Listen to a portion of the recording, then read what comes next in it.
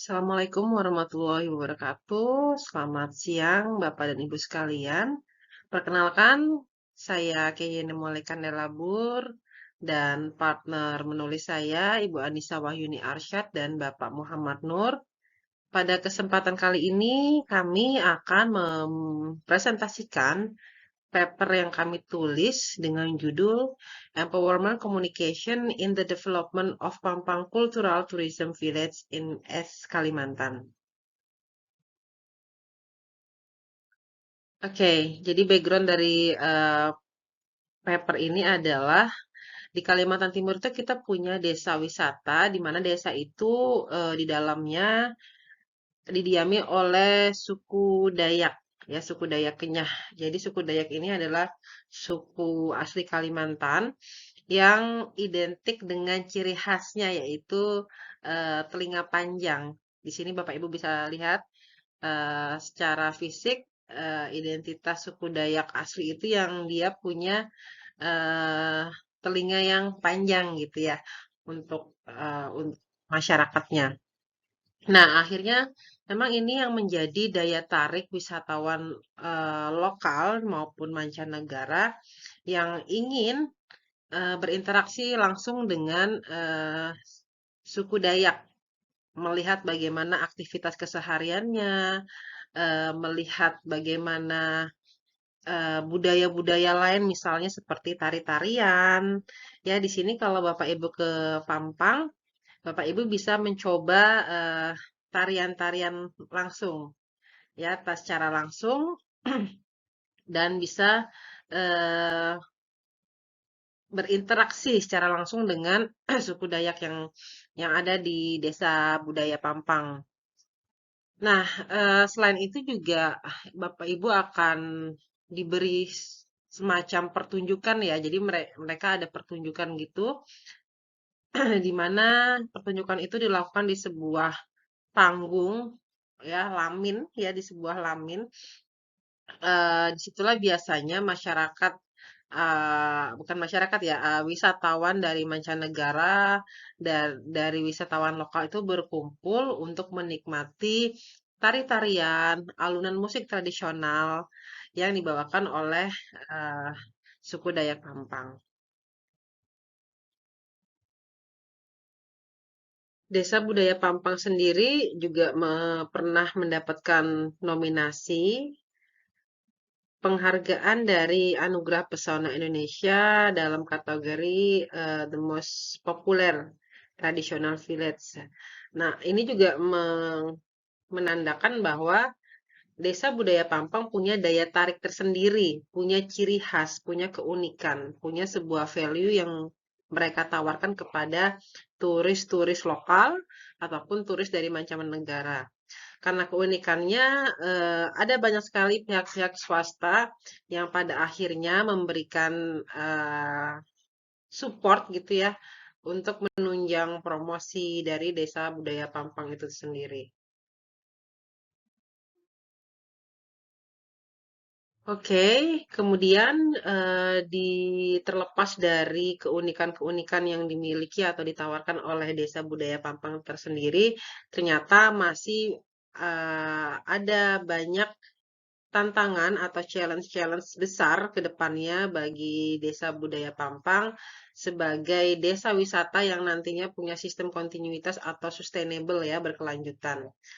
Nah, ternyata fasilitas atau infrastruktur yang sudah dibangun bersama pemerintah dan pihak swasta untuk menjadikan desa budaya Pampang sebagai desa wisata itu belum diiringi dengan kualitas SDM di dalamnya sebagai masyarakat wisata atau masyarakat yang sadar wisata. Artinya dalam hal ini Pampang juga menjual experience atau pengalaman-pengalaman dari yang akan dirasakan oleh para wisatawan lokal maupun mancanegara. Jadi ketika wisatawan bisa merasakan experience yang berkesan gitu ya, ketika mereka berinteraksi, ketika mereka mencoba tari-tarian bersama suku Dayak Pampang, mereka bisa menceritakan ke lingkungan terdekat mereka. Dan itu bisa menjadi sebuah alat promosi yang cukup efektif ya, karena langsung dari testimoni. Tapi ternyata memang ada beberapa hal yang masih perlu ditegakkan lagi, yang masih perlu kita benahi juga. Salah satunya adalah penentuan kos atau penentuan tarif yang tinggi ketika ada wisatawan yang ingin berfoto dengan suku Dayak di Pampang. Nah, kemudian dan itu di luar dari harga tiket dan ternyata ini juga cukup menjadi testimoni yang sering didengar oleh sebelum kita mau masuk ke Pampang. Jadi sudah ada informasi-informasi seperti itu dan itu ternyata juga cukup cukup eh, menjadi perbincangan yang hangat juga gitu ya. Kemudian sadar wisata itu bukan hanya sekedar dari turisnya itu sendiri, tetapi juga eh, dari masyarakat atau suku Dayak Pampang itu sendiri.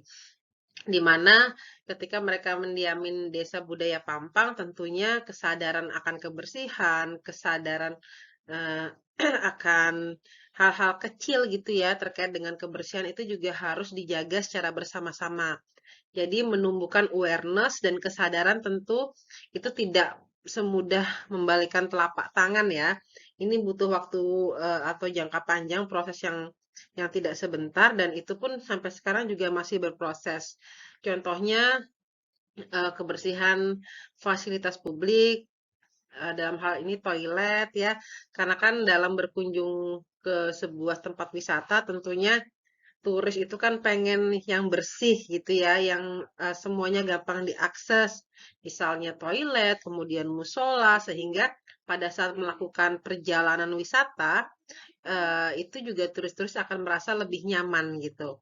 Kemudian kebersihan lamin. Lamin itu adalah rumah panggung yang digunakan untuk pertunjukan. Jadi selesai acara, bagaimana sistem kebersihan yang ada di Desa Budaya Pampang itu bekerja. Ya, ataukah digilir, ada terjadwal tersendiri, dan lain sebagainya. Dan itu juga masih terlihat kurang efektif. Kemudian harga souvenir yang dijual tinggi dari harga-harga pasar. Itu juga menjadi catatan penting bagi Desa Budaya Pampang itu sendiri. Nah, kemudian itu saya rasa adalah tantangan-tantangan besar bagi Desa Budaya Pampang untuk menjadi desa turis yang berkelanjutan. Kemudian UNICEF itu memiliki 5 dimensi ya atau 5 elemen yang menjadi indikator terkait dengan kesuksesan sebuah pemberdayaan komunitas. Yang pertama adalah welfare atau kesejahteraan. Nah, di sini berdasarkan hasil penelitian, sebenarnya dengan adanya Desa Budaya Pampang itu akan memunculkan perekonomian-perekonomian baru yang diharapkan nantinya berkelanjutan. Artinya, eh, masyarakat Pampang sendiri pun akan terbantu dengan keberadaan konsep Desa Budaya Pampang sebagai desa wisata. Nah, sehingga harapannya selain bisa mempertahankan nilai-nilai atau value dari suku Dayak Pampang, tapi juga dapat memberikan kontribusi yang positif secara ekonomi bagi masyarakat setempat. Kemudian ada akses. Jadi akses ini sendiri juga sampai sekarang masih sedang dalam tahap pengembangan ya. Terutama sekarang di Samarinda, itu Pampang sudah dekat dengan bandara APT Pranoto, ya bandara di Kota Samarinda, maka akses lalu lintas pun juga semakin lumayan ramai. Jadi untuk datang ke Pampang juga eh, lebih besar dibandingkan ketika belum adanya bandara di Samarinda. Walaupun begitu sampai sekarang juga masih sangat terbatas ya transportasi umum yang menyediakan jalur untuk akses ke Desa Budaya Pampang. Kebanyakan masih didominasi oleh kendaraan-kendaraan pribadi. Kemudian ada namanya critical awareness. Ini adalah kesadaran kritis. Jadi kesadaran kritis itu memang dalam mendukung sebuah desa wisata yang berkelanjutan itu harus dimulai dari bottom up-nya dulu atau dari bawah. Dari bawah itu juga sangat-sangat penting. Dari masyarakat, kemudian berkolaborasi dengan pemerintah setempat, serta dengan pihak-pihak swasta yang pada akhirnya sama-sama melangkah untuk memegang memegang atau menjadikan Desa Budaya Pampang sebagai desa wisata yang sustainable. Partisipasi juga penting karena partisipasi itu juga sangat memegang peranan yang krusial, terutama di Desa Budaya Pampang juga memiliki yang namanya kelompok sadar wisata atau Pokdarwis. Nah, dalam Pokdarwis inilah banyak generasi-generasi muda yang pada akhirnya juga menjadi jembatan gitu ya komunikasi antara pemerintah dengan masyarakat setempat terkait dengan pengembangan-pengembangan inovasi yang harapannya bisa sangat berguna untuk keberlanjutan desa wisata budaya Pampang. Kemudian ada empowerment control atau kontrol pemberdayaan. Nah, di sini lebih kepada bagaimana upaya pemerintah gitu melakukan pendekatan kepada masyarakat setempat agar kontrol itu bisa berjalan dengan ideal. Nah, dalam hal ini Pampang masih sangat memegang nilai-nilai teguh ya terkait dengan budaya, keyakinan yang dimiliki oleh masyarakat setempat. Jadi ketika ada inovasi yang hadir memang pada akhirnya tidak mudah untuk diterima oleh masyarakat setempat.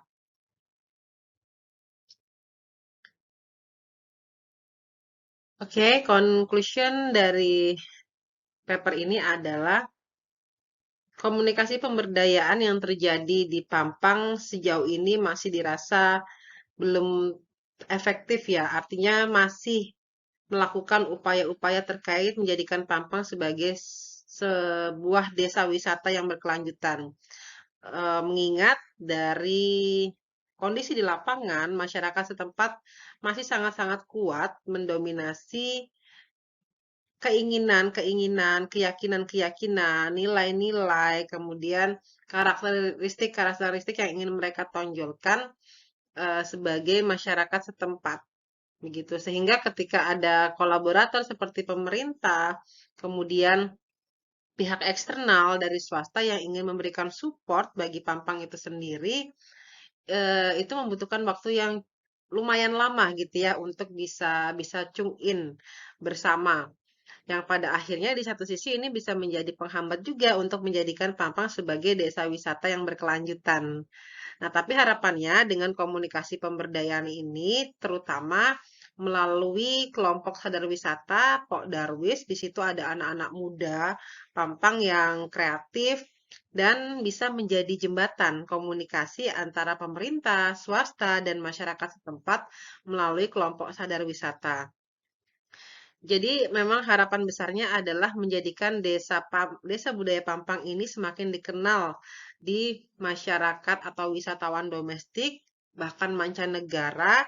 Mereka punya experience yang sangat bagus dengan dari hasil interaksi dengan masyarakat setempat di desa budaya Pampang, sehingga ini akan menjadi nilai yang lebih bagi budaya desa adat budaya Pampang sebagai desa wisata yang punya sustainable atau yang berkelanjutan. Oke, saya rasa sekian presentasi dari saya. Mohon maaf jika ada kesalahan kata. Terima kasih. Wassalamualaikum warahmatullahi wabarakatuh.